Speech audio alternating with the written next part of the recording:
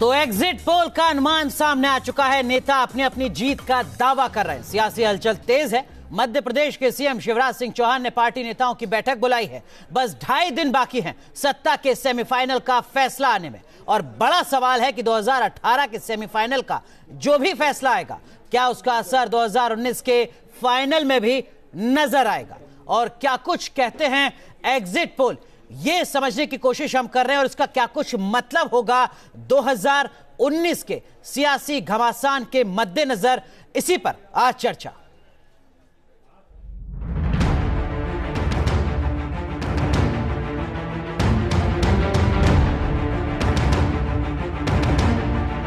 Exit poll का संकेत क्या है? 11 दिसंबर के फैसले के बाद कितनी बदलेगी सियासी तस्वीर? क्या कांग्रेस का बनवास खत्म होगा या फिर बीजेपी का जादू बरकरार रहेगा?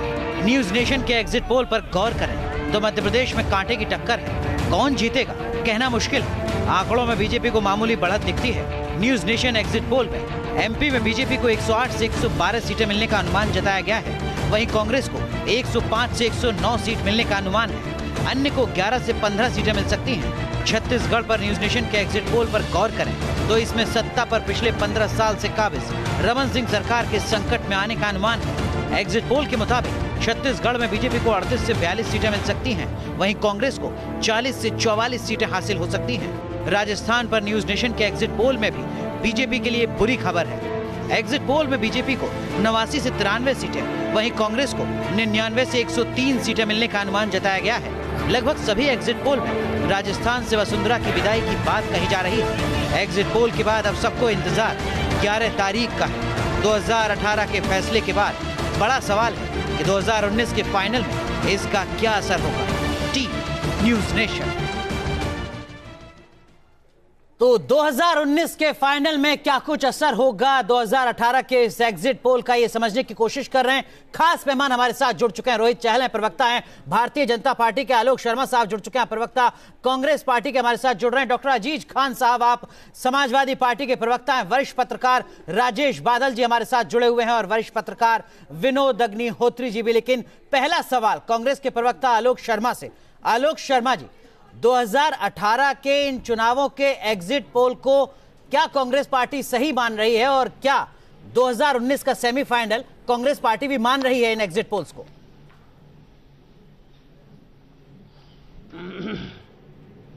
देखिए, दो विषय हैं इसके अंदर अनुराग जी। का एग्जिट पोल बहुत बार गलत भी साबित हुए, बहुत बार ठीक भी साबित हुए। तो एग्जिट पोल के ऊपर हम चर्चा करें शायद आज वो विषय नहीं है। एग्जिट पोल जो एक इशारा कर रहे हैं, जो एक इंगित कर रहे हैं, उसमें उसके ऊपर आपने जो चर्चा का विषय रखा है बहुत अच्छा विषय है आपका। मैं उस पर ही कहना चाहूँगा कि जिस तरह के एग्जिट पोल के इशारे आ रहे हैं उससे 3-4 चीज़ें साफ निकल कर आ रही हैं कि देश के लिए एक थोड़ी सी सुखद खबर आ रही है कि अब जुमलों से और सपनों से जो दिखाने वाली सरकार थी उससे कहीं ना कहीं 2019 में निजात मिलने का एक रास्ता खुलना शुरू हो गया है। आज ये चीज तय हो गई है कि जुमलों से और सपनों से सरकार को और देश को नहीं चलाया जा सकता है। और जो 4 वर्षों से 5 वर्षों से हम लोग चिल्ला कर कह रहे थे कि सिचुएशन ये है और वास्तविकता ये है, शायद जनता को भी अब एहसास होने लगा है कि केवल किसानों के लिए बड़े बड़े भाषण देना और लाल किले की प्राचीर से लेकर और खेत खलियान तक जाकर झूठ बोलने से देश नहीं चल सकता है। ये पूरी तरह से कहीं ना कहीं सिद्ध हो गया है। जहां तक बात है कि इनका क्या नतीजा रहेगा, 2003 का अगर देखें तो चारों राज्य बीजेपी की, लेकिन 2004 में हार गए। लेकिन उसके बाद कई बार रिवर्स भी होता हुआ नजर आया है। 2014 का जो बीजेपी का मैनिफेस्टो था उस पर अब चर्चा होनी चाहिए कि मोदी साहब ने अभी तक 4.5 वर्षों में क्या क्या किया है, कौन कौन से झूठ बोले हैं, कौन कौन से जुमले छोड़े हैं, क्या क्या कहा था, क्या क्या हुआ और क्या क्या नहीं हुआ। दे रहे हैं सामने कांग्रेस पार्टी 2019 के सेमीफाइनल के तौर पर मानकर चल रही है। यही मेरा सवाल था आपसे।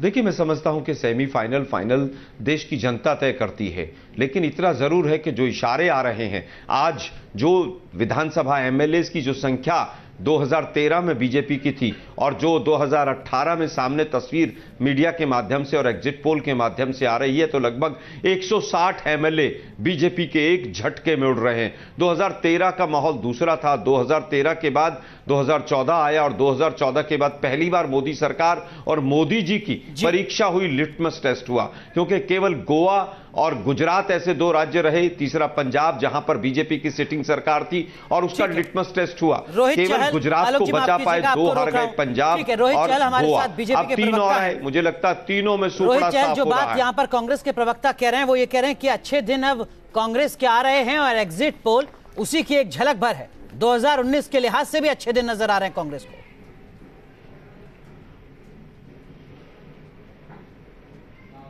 देखिए अनुराग जी, आलोक जी ने जो कहा मैं बाद में उस पर आता हूं, लेकिन मुझे लगता है कुछ एग्जिट पोल, जहां तक एग्जिट पोल की बात की जाए तो कुछ एग्जिट पोल हमें आर दिखा रहे हैं, कुछ पार दिखा रहे हैं। एग्जिट पोल और अभी हाल ही में हुए ओपिनियन पोल्स की भी बात की जाए तो चुनावों के दौरान जो हुए थे उसमें भी कुछ ओपिनियन पोल हमें बहुत पीछे दिखा रहे थे, अब वही ओपिनियन पोल हमें बहुत आगे भी दिखा रहे हैं।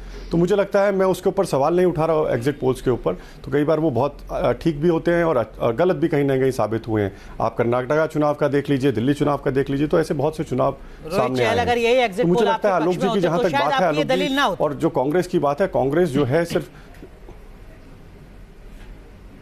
देखिए मैं सम्मान करता हूं, मैं बिल्कुल भी एग्जिट पोल का खंडन नहीं कर रहा हूं। मैं ये कह रहा हूं कि 11 तारीख को जब रिजल्ट आएगा, आज आलोक जी जरूर मुस्कुरा रहे हैं, लेकिन 11 तारीख को मुस्कान हमारे चेहरे पे होगी। मैं यह वादा आपको करता हूं और आप ही के साथ में मुझे लगता है उस दिन डिबेट जरूर करूंगा। और दूसरी बात जहां तक है, देखिए हम विकास पे चुनाव लड़ा है हम लोगों ने, और हम लगातार जो मध्य प्रदेश हो, छत्तीसगढ़ हो और जो राजस्थान हो, बिल्कुल अनुराग जी, भरोसे की खास वजह यह है कि जिस तरीके से हम लोगों ने विकास किया है देश के अंदर, जो मोदी जी के नेतृत्व में जो काम हुआ प्रदेशों के अंदर, चाहे वो वसुंधरा जी हो, चाहे शिवराज जी हो, चाहे रमन सिंह जी हो, चाहे गरीबों को 1 रुपये चावल देने की बात हो, चाहे नक्सलवाद मुक्त छत्तीसगढ़ की बात हो, चाहे मध्य प्रदेश के अंदर जिस तरीके से सरप्लस में बिजली की बात हो, वहाँ पर एग्रीकल्चर जिस तरीके से ग्रोथ हुई हो, चाहे राजस्थान के भामाशाह स्कीम के तहत जिस तरीके से हेल्थ इंश्योरेंस देने की बात हो, जिस तरीके से विकास राजस्थान का हुआ है। हम विकास पे चुनाव लड़ रहे हैं और हमें लगता है कि झूठे जो वादे दिखा रहे हैं, और चाहे क्योंकि आधार विकास है, ऐसा तो नहीं है कि अगर ऐसा कुछ हुआ तो आप ईवीएम को बीच में ले आएंगे विकास को भुलाकर। आलोक शर्मा, देखिए नहीं, ऐसा नहीं है। देखिए हमारा एक कांग्रेस पार्टी का स्टैंड सीधा सीधा है। हम 5 के 5 राज्य जीतेंगे तब भी हम कहेंगे कि ईवीएम को साइड रखिए और बैलेट पेपर से चुनाव कराइए। यह हमारा नेशनल पार्टी का नेशनल कन्वेंशन के अंदर अपना रेजोल्यूशन है। ईवीएम के अंदर क्या क्या हुआ है पूरे देश ने देखा है। इस बार भी मध्य प्रदेश में 500 के करीब ईवीएम खराब हुई। 2 दिन पहले भी, कल ही मतलब राजस्थान के अंदर 100 से ज्यादा ईवीएम खराब हुई। ये क्या हो रहा है? ईवीएम होटलों में मिल रही हैं, ईवीएम कार्यकर्ताओं के घरों पर मिल रही हैं। क्या आपने नहीं देखा? क्या हमने नहीं देखा? तमाम मीडिया के माध्यम से मुझे लगता है कि वो सवाल इतर है, लेकिन इतना अवश्य है कि चारों के चारों राज्य जो अभी ये सीक्वेंस में है, तो नहीं है, लेकिन राजेश बादल जी, क्या वाकई ये सवाल इतर है या कांग्रेस पार्टी दोनों रास्तों पर एक साथ चल रही है? अगर कांग्रेस के पक्ष में नहीं आते हैं तो ईवीएम एक विकल्प है, एक हथियार है कांग्रेस पार्टी के पास, और दावा तो है ही हम जीत रहे हैं तीनों राज्य। देखिए, अगर कांग्रेस प्रवक्ता ये कह रहे हैं कि ईवीएम हटाने को लेकर के इन्होंने एक प्रस्ताव पारित किया है, तो इनकी पार्टी की नीति तो एकदम साफ हो जाती है, और शायद अगर कभी ये सत्ता में आएंगे तो शायद मतपेटियां वापस आ जाएंगी। ये ठीक है, लेकिन जो हम बात कर रहे थे कि एग्जिट पोल के जो संकेत और संदेश क्या हैं, एग्जिट पोल का पहला संकेत और संदेश जो मिलता है वो ये है कि आज करीब करीब 520 सीटों में से 100 सीटें कांग्रेस के पास हैं, और निश्चित रूप से सारे एग्जिट पोल जो इस तरफ इशारा कर रहे हैं कि कांग्रेस का वोट परसेंट बढ़ रहा है। सरकार किसकी बनती है अभी हम उस पर नहीं जा रहे हैं, और ये करीब करीब 300 के सीट के आसपास पहुंच रहा है। अब इसका परिणाम क्या होता है? परिणाम ये होगा कि अब ये इन राज्यों में राजनीतिक स्थिरता रही है, तो इसका अर्थ यह है कि आने वाले वर्षों में राज्यसभा में भी समीकरण बदल सकते हैं। एक दूसरा, अब शीतकालीन सत्र संसद का शुरू होने जा रहा है, और उसके बाद तुरंत बाद कुछ दिन बाद बजट सत्र आ जाएगा। इसका अर्थ यह है कि भारतीय जनता पार्टी के लिए अब ये चुनौती, एक अंदरूनी चुनौती बड़ी होगी कि जिन नीतियों के आधार पर अभी तक वो लाए हैं, क्या उनमें बुनियादी बदलाव, ऐसा कुछ करने की आवश्यकता है जिसका फायदा 2019 में मिले। और विनोद जी, उसमें जो सबसे बड़ा नारा है, दावा है, वो विकास का है। क्या आपको लगता है कि एग्जिट पोल के जो रुझान हैं, दरअसल में वो विकास के दावों पर आगे कैसे बढ़ना है, उसकी भी एक झलक दिखाते हैं? देखिए, चुनावों के दौरान जो मुद्दे जनता के बीच में थे, मैं उनकी बात नहीं कर रहा हूं जो मंचों से उठाए गए, जनता के बीच में जो मुद्दे थे वो विकास को लेकर के थे, वो किसानों की अपनी समस्याओं को लेकर के थे, वो नौजवानों के रोजगार को लेकर के थे, वो व्यापारियों की अपनी समस्या को लेकर के थे, नोटबंदी जीएसटी को लेकर के थे। तो ये सारे मुद्दों पर अगर नतीजे एग्जिट पोल के हिसाब से आते हैं तो निश्चित रूप से केंद्र सरकार को भी एक पुनर्विचार करना पड़ेगा कि उनकी जो विकास नीति है, जो उनका जो मॉडल है, उसको कैसे बदलें जो जनता के लिए हितकारी बने। दूसरी बात मैं ये कह रहा हूँ कि अगर नतीजे, जो सबसे बड़ा जो एक चेंज आएगा भारत के राजनीतिक विमर्श में, वो बदलाव ये आएगा कि अगर नतीजे इस हिसाब से, जैसा कि एग्जिट पोल इशारा कर रहे हैं, उस दिशा में जाते हैं और कांग्रेस वाकई तीनों राज्यों में बहुत अच्छा करती है, जैसा एग्जिट पोल बता रहे हैं जी, 6 में से 4 एग्जिट पोल यही बता रहे हैं ज़्यादातर राज्यों में, तो निश्चित रूप से सबसे बड़ा फायदा कांग्रेस पार्टी को जो होने वाला है, होगा या हो सकता है अगर ये नतीजे आते हैं, कि उसके कार्यकर्ताओं का जो मनोबल है वो जबरदस्त बढ़ेगा, क्योंकि उनको लगेगा कि राहुल गांधी के नेतृत्व में पार्टी जीत सकती है।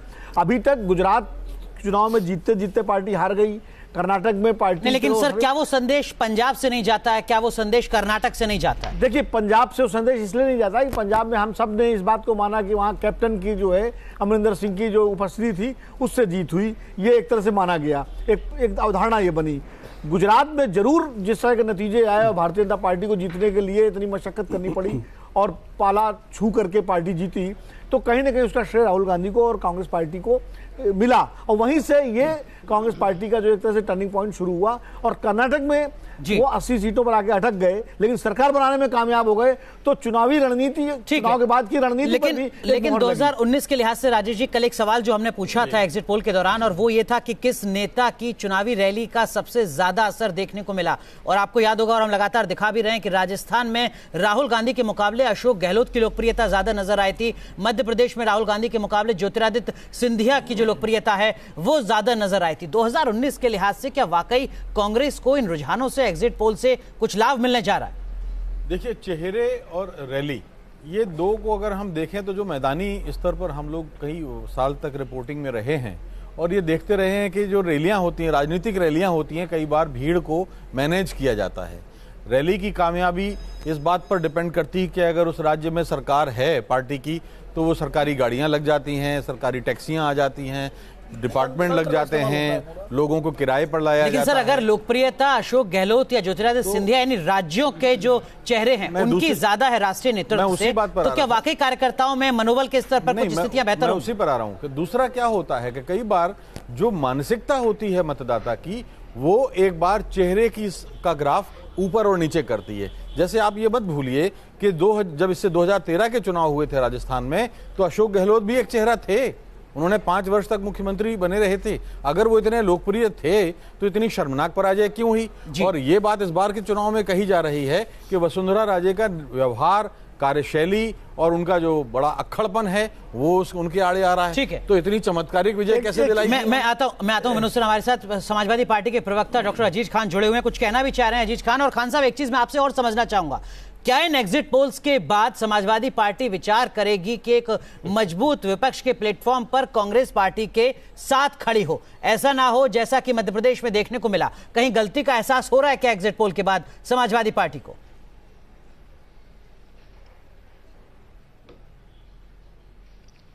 देखिए अनुराग जी, इसको तो मैं भी बाद में बात करूंगा। सबसे पहले तो मैं ये देख रहा हूं कि जिस तरीके से कल से मैं देख रहा हूं लगातार सारे चैनल्स पे जो एग्जिट पोल दिखाया जा रहा है, ये बहुत बड़ी बात है कि जिस तरीके से मिला जुला रुझान आ रहा है और कुल मिलाकर के एक बड़ा बदलाव का संकेत है। बड़ा बदलाव। आज जिस तरीके से पूरे देश में, प्रदेश में लोगों ने, जनता ने जिस तरीके से बीजेपी को नकारा है, उसकी नीतियों को नकारा है, उसकी विचारधारा को नकारा है, कुल मिलाकर के जो भ्रष्टाचार से कहीं ना कहीं ये देश मुक्त होना चाहता है, आज बेरोजगार जो सड़कों पर है वो कहीं ना कहीं खिलाफत में आ गया है, आज किसान पूरी तरह से चौराहे पर है, वो पूरी तरह से नकार रहा है बीजेपी को। ये इससे यह एहसास हो रहा है कि देश बदलाव के मूड में है। डॉक्टर अजीज खान, यही मेरा सवाल था आपसे, इस एग्जिट पोल के बाद क्या जो बातें आप यहाँ 2019 में डिबेट में कह रहे हैं, क्या ये कांग्रेस पार्टी के नेताओं के साथ मंच साझा करते हुए कहेंगे, या दो अलग अलग मंचों पर यही बात देखने को मिलेगी 2019 में?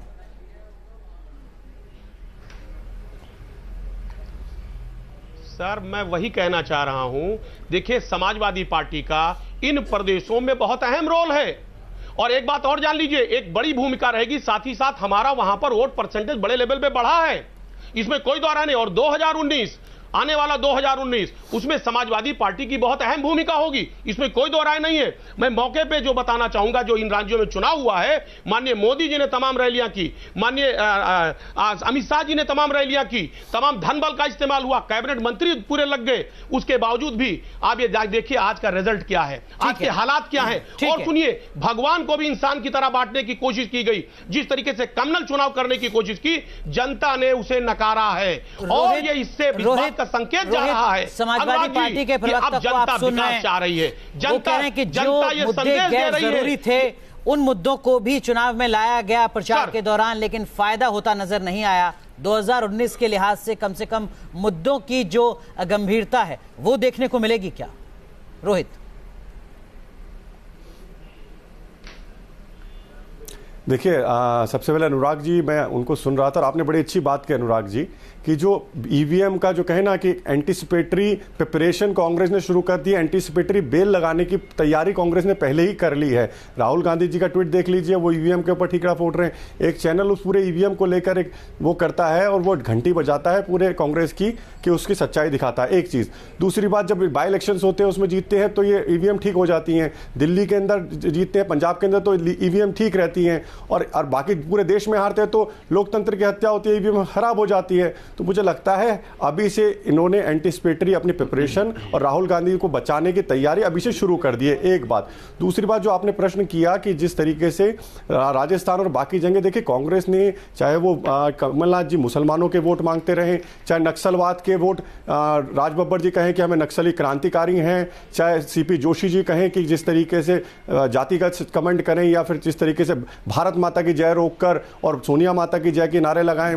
देखिए, राजस्थान की जनता हो, मध्य प्रदेश की जनता हो, चाहे छत्तीसगढ़ की, वो विकास चाहते हैं, वो विनाश नहीं चाहते। वो ये नहीं चाहते जो आतंकवादियों का साथ देते हैं उनको वोट दिया जाए, जो नक्सल।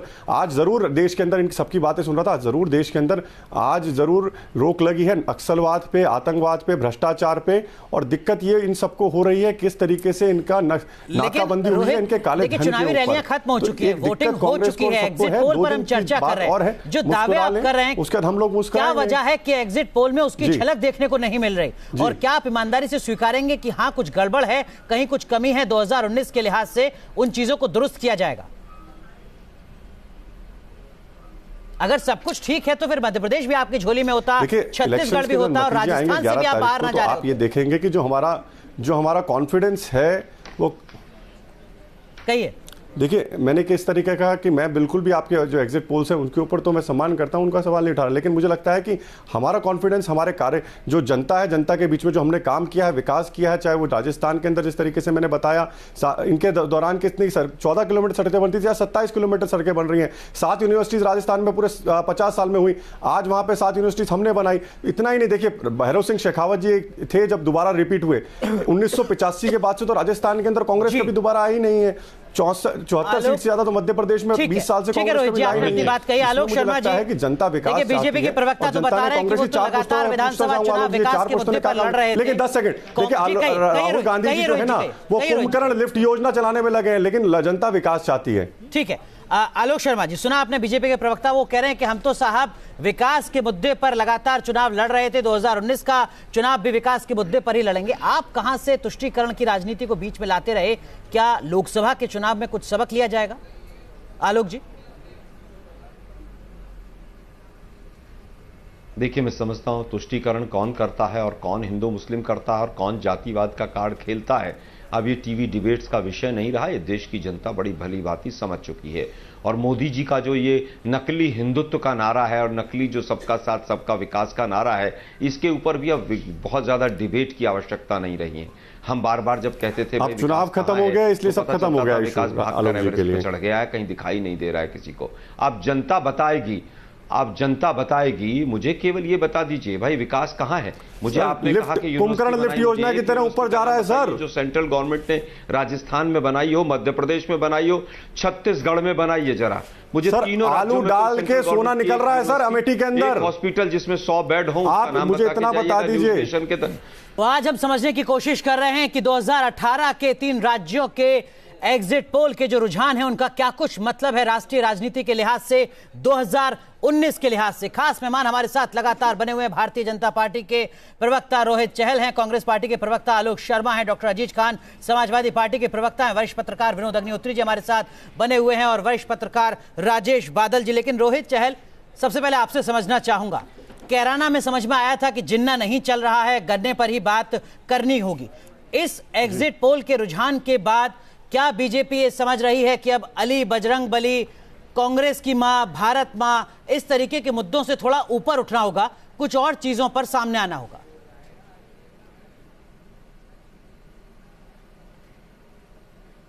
देखिए, बिल्कुल अनुराग जी, आपने बिल्कुल सही कहा कि मुस्लिमों के वोट 90% चाहिए, उससे ऊपर उठना पड़ेगा। बिल्कुल उठना पड़ेगा कि राहुल गांधी जब कहते हैं कि हम मुसलमानों की पार्टी हैं, उससे ऊपर उठना पड़ेगा। जब मनमोहन सिंह जी कहते हैं कि मुसलमानों का अधिकार पहला रिसोर्सेज पे है, उससे ऊपर उठना पड़ेगा। उठना पड़ेगा जिस तरीके से उठा है मध्य प्रदेश के अंदर 6% जीडीपी, 6% की नहीं, 6 गुना जीडीपी की ग्रोथ हुई है, उस आप पढ़ना पड़ेगा। जब लगभग 5 गुना प्रति व्यक्ति आय की मध्य प्रदेश के अंदर बढ़ी है, बिल्कुल उस तरीके से उठना पड़ेगा। क्या इसका मतलब यह है कि बीजेपी लगातार इस बात को आगे बढ़ाती रहेगी कि बजरंग बली दलित थे? जी, एक तरह से समर्थन ही है तो कर रहे हैं। क्या यही एजेंडा रहेगा 2019 तक? ये सब तो कांग्रेस पार्टी लगातार देश को बांटने की, कोड़ने की कोशिश करती रही। हम तो विकास के ऊपर चुनाव लड़ रहे हैं। मैंने बताया ना, मध्य प्रदेश के अंदर जिस तरीके से विकास दर बढ़ी है, जिस तरीके से हम लोगों ने प्रति व्यक्ति आय वहां पर बढ़ाई है, किस तरीके से नक्सलवाद को हमने मुक्त किया। हमने बिल्कुल, आज मैं अहमद पटेल जी का बयान कुछ दिन पहले सुन रहा था, उन्होंने कहा कि इमरजेंसी कांग्रेस हमें लगी थी, लेकिन आज इमरजेंसी नक्सलवाद पे लगी है, आज इमरजेंसी भ्रष्टाचार पे लगी है, आज इमरजेंसी आतंकवाद पे लगी है। आलोक शर्मा, आप कुछ कहना चाह रहे थे, लेकिन सवाल मेरा कांग्रेस की रणनीति को लेकर भी होगा 2019 के लिहाज से। जिन 3 राज्यों में कांग्रेस पार्टी बढ़त बना रही है, उसमें से किसी भी राज्य में मुख्यमंत्री का चेहरा कौन होगा, यह कांग्रेस पार्टी ने नहीं बताया। क्या इसी तर्ज पर 2019 की लोकसभा चुनाव के लिए भी कांग्रेस पार्टी आगे बढ़ेगी? किसी चेहरे का ऐलान नहीं होगा? और क्या मंदिर मंदिर जाते रहेंगे राहुल गांधी?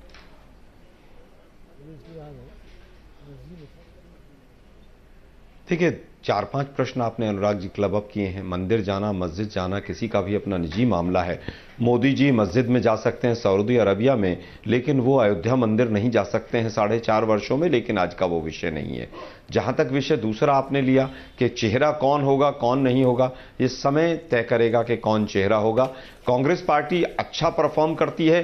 कांग्रेस पार्टी की तरफ से टॉप मोस्ट लीडर जो चेहरे के तौर पर रहेंगे वो माननीय राहुल गांधी जी रहेंगे, इसमें कहीं पर कोई दो राय नहीं है। जहां तक आपका दूसरा प्रश्न था कि क्या मुद्दों की बात होगी, अब देश की जनता 2014 का मोदी जी का मैनिफेस्टो लेकर सड़कों पर निकलेगी और पूछेगी बीजेपी वालों से कि भाई ये मैनिफेस्टो में क्या क्या हुआ।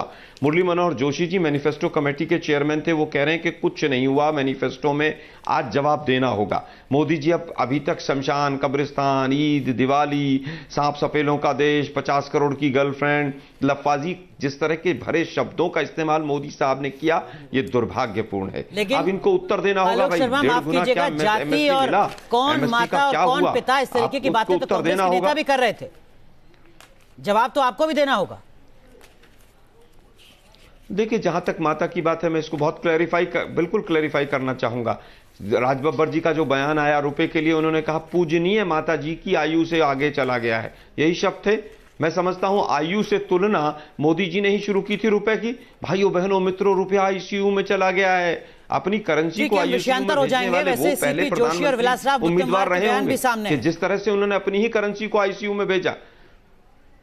विषयांतर नहीं होते, लेकिन मेरा सिर्फ समझने की कोशिश आपसे ये थी कि क्या गंभीर मुद्दों पर ही प्रचार देखने को मिलेगा। लेकिन हम जानना चाहते हैं, योगी जी ने जिस तरह की शब्दावली का इस्तेमाल किया, अली और बजरंगबली और हनुमान जी दलित थे और हनुमान जी वंचित थे, क्या भाजपा के प्रवक्ता मेरे छोटे भाई रोहित जी माफी मांगकर जाएंगे? क्या आपने भगवानों की भी जातियां आलोक जी माफ कीजिएगा, आपको रोक रहा हूं, राजेश बादल जी, हिम्मत इसी तरीके की रणनीति देखने को मिलेगी कि जब बीजेपी के प्रवक्ता से पूछा जाएगा तो वो कांग्रेस की कमियां गिनाएंगे, और जब कांग्रेस के प्रवक्ता से पूछा जाएगा तो वो बीजेपी की कमियां गिनाएंगे।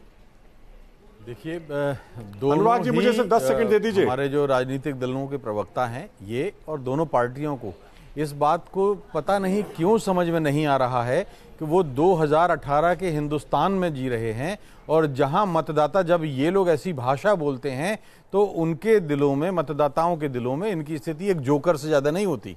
मैं बहुत सम्मान के साथ कह रहा हूं, अगर ये लोग नहीं हटेंगे और अगर ये लोग मुद्दों पर नहीं आएंगे तो लोकतंत्र का कितना नुकसान करेंगे। अभी हम लोग पार्टी के नेतृत्व की बात कर रहे थे और आपने जो आलोक से सवाल किया था, मैं ये कह रहा हूं, चलिए राहुल गांधी का ये परीक्षा हो गई कि वो एक अपना पार्टी का वोट प्रतिशत बढ़ा के ले गए।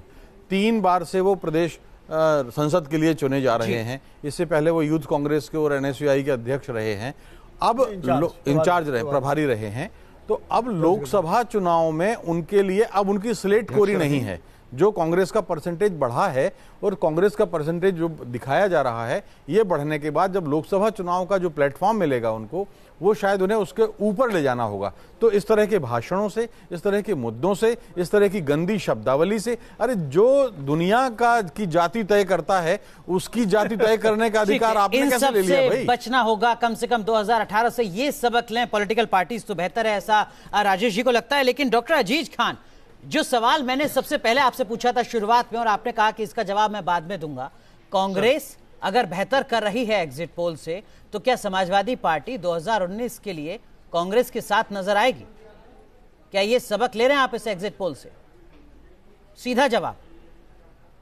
देखिए अनुराग जी, सबसे पहली बात तो यह है कि समाजवादी पार्टी का रिश्ता हमेशा कांग्रेस से रहा है, था, रहेगा, इसमें कोई दो राय नहीं। हम लोग दोस्ती नहीं तोड़ते, हम सुख ताल्लुकात बनाते हैं और रिश्ते को मध्य प्रदेश में क्या कर रहे थे आप? अलग से चुनाव में एग्जिट पोल में जैसा भी परफॉर्मेंस हो, परफॉर्मेंस से रिश्ते नहीं तय। सर परफॉर्मेंस से रिश्ते नहीं तय होते हैं, एक बात आप समझिए अनुराग भाई। और रही बात परफॉर्मेंस की, तो वाकई में इस बात को समझिए, अगर ईवीएम से छेड़छाड़ ना किया गया तो देश की जनता ने 2019 का इबारत लिख दिया है। ये चाहे जितना बजरंगबली और अली की बात करें, कैसी तरीके के रिश्ते दिखेंगे 2019 में? क्या यही कह रहे हैं डॉक्टर अजीज खान? सर हमारे रिश्ते खराब कब हुए हैं जरा आप बता दीजिए सर अनुराग जी। मुलायम सिंह ने प्रधानमंत्री के लिए क्यों रिश्ते खराब कब हुए हैं? आपने तो सूबे की राजनीति को बहुत करीब से देखा है, क्या 2018 में सपा और कांग्रेस के रिश्ते बहुत बेहतर हैं चुनावी गणित के हिसाब से? भाई मैं अजीज खान साहब को याद दिलाना चाहता हूं कि 1900 जब एक वोट से अटल बिहारी वाजपेयी की सरकार संसद में गिरी थी तो सोनिया गांधी के प्रधानमंत्री बनने का रास्ता तो मुलायम सिंह जी ने रोका था। ये तो अब सब जाहिर है, अडवाणी जी अपनी किताब में पूरी कहानी 2018 में भी दोनों पार्टियां साथ हैं, साथ चुनाव लड़ रहे हैं। नहीं, और बता रहा हूँ, 2009 में समझौता होते होते रह गया था और उसके बाद कांग्रेस अलग लड़ी थी, आप अलग लड़े थे लोकसभा का चुनाव, और 2017 में जरूर आप गठबंधन करके लड़े। फिर 2018 में मध्य प्रदेश में आप अलग लड़े। अखिलेश जी ने कहा कोई समझौता नहीं होगा, जबकि कांग्रेस ने गुंजाइश रखी थी। जब बसपा से बात नहीं हुई तो भी समाजवादी पार्टी के दरवाजा खोल के रखा था। तो रिश्ते तो आपके खट्टे मीठे हैं, ऐसा नहीं है अजीज खान साहब। और इसीलिए हम लोग बार बार सवाल कर रहे हैं कि क्या 3 राज्यों के या 4 राज्यों के जो नतीजे आएंगे उनके आधार पर उत्तर प्रदेश में महागठबंधन की तस्वीर तय होगी, या वाकई आप तय कर चुके हैं? अजीज खान, इस बार ईमानदारी से जवाब दे दीजिए।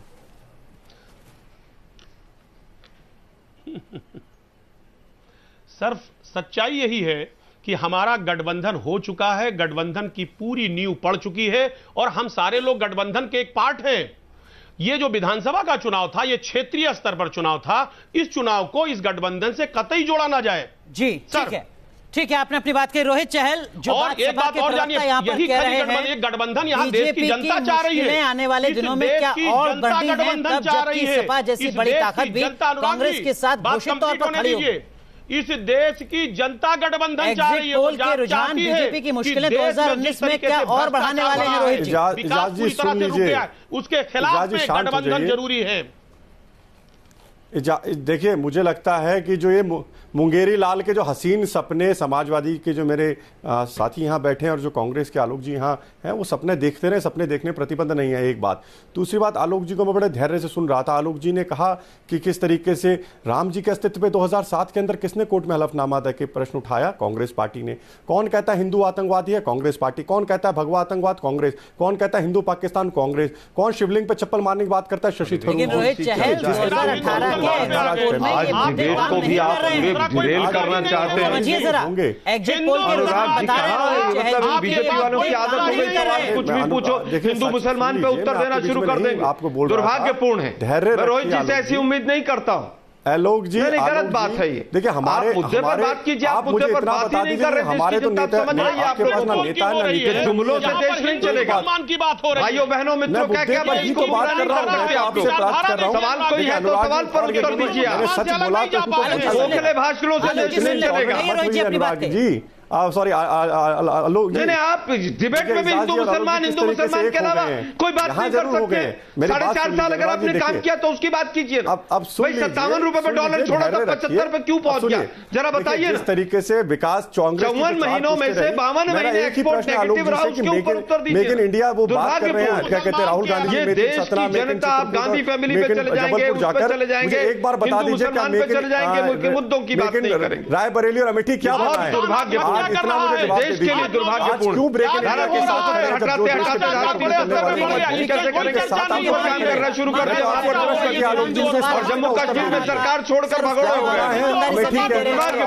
यहाँ पर अब आप भी अपनी अपनी दलीलें रखना। माफ कीजिएगा, आप तीनों को रोक रहा हूँ। विनोद जी, आप कुछ कहना चाह रहे हैं? देखिए कितने इंटॉलरेंट। माफ कीजिएगा, आप तीनों नेताओं को रोक रहा हूं। मैं ये कहना चाह रहा हूं, अभी हमारे मित्र राजेश बादल जी ने बड़ी अच्छी बात कही थी कि 2018 के हिंदुस्तान में है। कांग्रेस, भाजपा और समाजवादी पार्टी और तमाम राजनीतिक दलों को समझना पड़ेगा कि सार्वजनिक मंच पर क्या बात करें, किस मुद्दे पर बात करें। ये शिवलिंग और हनुमान जी की जाति और वो सारे इस तरह के जो बयान हैं, चाहे जिसने भी दिए हो, इनका कोई मतलब नहीं है। अरे मैं इसमें ये जोड़ना चाहता हूँ, 2018 के पहले 1980 में, 1984 में भी इस तरह की बातें नहीं होती थी राजेश। बिल्कुल नहीं। उस समय मुद्दों पर बात होती थी। 77 के चुनाव में मुद्दों पर बात हुई थी। 84 के चुनाव, 80 के चुनाव, मुद्दों हम लोगों ने सारे चुनाव कवर किए हैं जी। है ये पिछले जब से 8-10 साल से ये सिलसिला शुरू हुआ है कि तमाम गैर मुद्दों पर मंचों से बात होती है और जनता उनको बिल्कुल बाय नहीं करती। कभी भावनात्मक ज्वार से आप जीत जाए चुनाव, कोई भी पार्टी, अलग बात है। 84 में जैसे कांग्रेस पार्टी जीत गई थी और उसके बाद भारतीय जनता पार्टी जीत गई राम मंदिर के उसमें भावनाओं के ज्वार में। तो भावना का ज्वार हमेशा नहीं चलता है। लोग मुद्दों के आधार पर ही अपनी राय बनाते और तय करते हैं। आलोक जी, एक चीज मैं आपसे और समझना चाहूंगा, माफ कीजिएगा राजेश सर, मैं आता हूं आपके पास। आलोक जी, एक चीज मैं आपसे समझना चाहूंगा, क्योंकि आप भी 3 राज्यों के विधानसभा चुनाव को 2019 में अपनी जीत के दावे से जोड़कर देख रहे हैं।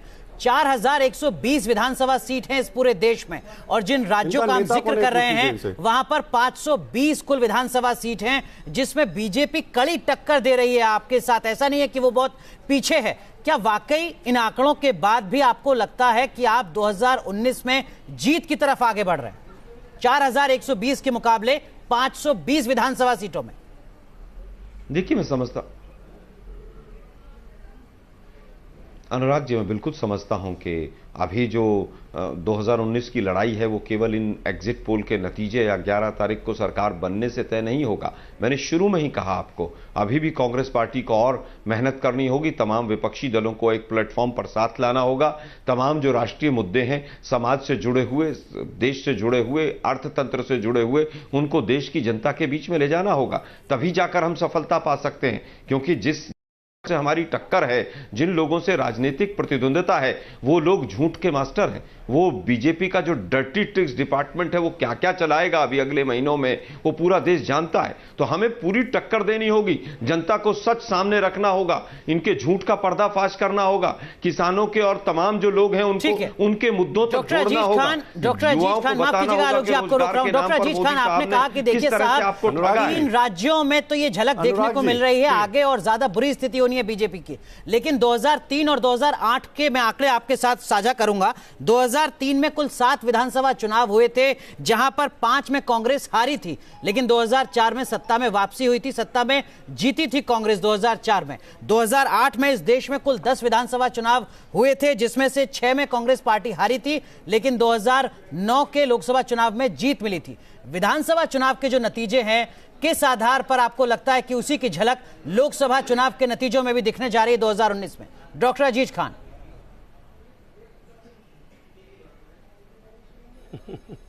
सर, सवाल इस विधानसभा के चुनाव का नहीं है, सवाल इस बात का है कि आज जनता कितना त्रस्त है, झूठ से त्रस्त है, झूठे वायदे से त्रस्त है। आज जनता में जनाक्रोश है, एक बहुत बड़ा आक्रोश है, क्योंकि आज बेरोजगार पूरी तरह से चौराहों पर है। नौजवान बहुत उम्मीद लगाकर नौजवानों ने ये वोट दिया था, इनकी सरकार नौजवानों ने बनाया था, किसानों ने बनाया था, और आज वो किसान मारा जा रहा है। आज 67,000 किसानों ने आत्महत्या कर लिया। सवाल इस बात का है आज देश की स्थिति क्या है?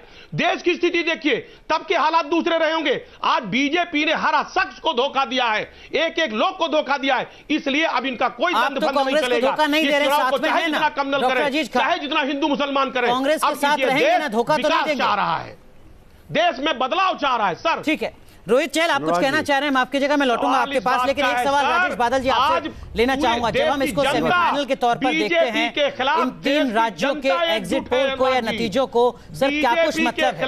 इन 3 राज्यों में जो लोकसभा की सीट हैं वो लगभग 65 हैं। 540 से ज्यादा लोकसभा सीटों में इन 65 चीजों का क्या कुछ मतलब होगा? 15% से भी कम हिस्सेदारी है। देखिए, जो पिछले 2-3 चुनाव हुए हैं, विधानसभा चुनावों के बाद जब लोकसभा के चुनाव आए हैं, तो हमने ये देखा है कि ये ज़रूरी नहीं है कि जिन दलों की सरकारें राज्यों में बने वही केंद्र में आ जाए, क्योंकि बाद में जो हम देख रहे हैं तो, लेकिन ये हमने ज़रूर देखा है कि अगर विधानसभाओं में जिस पार्टी की सरकार बनी है, लोकसभा चुनाव में उस पार्टी को फायदा जरूर हुआ है। ठीक है, तो इसका अर्थ यह है 2019 के लोकसभा चुनाव में इन तीनों राज्यों से कांग्रेस पार्टी एक फायदे की स्थिति में नजर विनोद आती है। अग्निहोत्री सर, 540 से ज्यादा लोकसभा सीटों में ये 65 लोकसभा सीटों के नतीजे राज्यों के स्तर पर क्या वाकई प्रभाव छोड़ेंगे या प्रतीकात्मक है? बहुत संक्षेप में। प्रतीकात्मक बिल्कुल नहीं है, क्योंकि अगला जो चुनाव होने वाला है लोकसभा का, अनुराग जी, वो बिल्कुल एक एक सीट पे कांटे की लड़ाई होगी। वो कोई भावनात्मक ज्वार का चुनाव नहीं होगा, वो सामाजिक समीकरणों का चुनाव होगा और वो गठबंधन का चुनाव होगा। उसमें जो है एक एक सीट पर जो लड़ाई होगी, 65 सीटें क्या 6.5 सीटें भी बहुत महत्वपूर्ण होंगी। तो इसलिए ये 65 सीटें, उनमें ज्यादातर अधिकतम सीटें भाजपा के पास हैं। तो निश्चित रूप से भाजपा को अपनी सीटें बचाने की चुनौती होगी और कांग्रेस को अपनी सीटें बढ़ाने की चुनौती होगी। रोहित चहल, आप कुछ कहना भी चाह रहे थे, और ये सवाल मैं आपसे भी समझना चाहूंगा। जो बात यहां पर दोनों सीनियर जर्नलिस्ट कह रहे हैं कि साहब 65 लोकसभा सीटों का बहुत कुछ मतलब होगा अगर इन 3 राज्यों में सत्ता आपके हाथ से जाती है तो।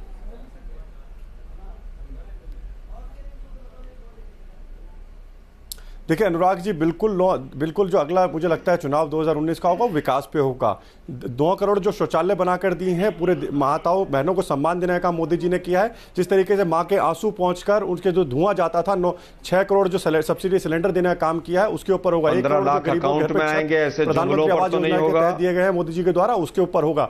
जो 18,000 गाँव के अंदर जो बिजली पहुंचाने का काम किया है, उसके ऊपर चुनाव होगा। अरे सुन लीजिए, 50 करोड़ लोगों को जो आयुष्मान भारत के तहत जो इंश्योरेंस देने का काम किया गया, उसके तहत होगा। हमने विकास पे चुनाव भाइयों बहनों मित्रों पर तो चुनाव नहीं होगा का नाम आगे बढ़ रहा है, उसके ऊपर चुनाव जरूर होगा। लेकिन हाँ, चुनाव जरूर इस पे भी होना चाहिए जिस तरीके से नक्सलियों के साथ कांग्रेस पार्टी जब जाती है, उसके ऊपर महंगाई की मार जवाब दे रही है। मुझे लगता है जिस तरीके से आतंकवादियों के साथ ये लोग जाके खड़े होते हैं, जम्मू कश्मीर से लेकर पूरे देश के अंदर, जेएनयू के अंदर, जरूर उस पर चुनाव होगा। और हम विकास पे चुनाव लड़ रहे हैं, विनाश पे चुनाव लड़ रहे हैं। अगला चुनाव जरूर होगा राहुल गांधी के ब्रेक इन इंडिया पे और मोदी जी के मेक इन इंडिया पे। मेरा तो प्रश्न इनसे है, मुझे एक उत्तर दे दें, क्या अमेठी के अंदर मेक इन इंडिया क्या बना, रायबरेली के अंदर? मेरा तो आलोक जी को चैलेंज है।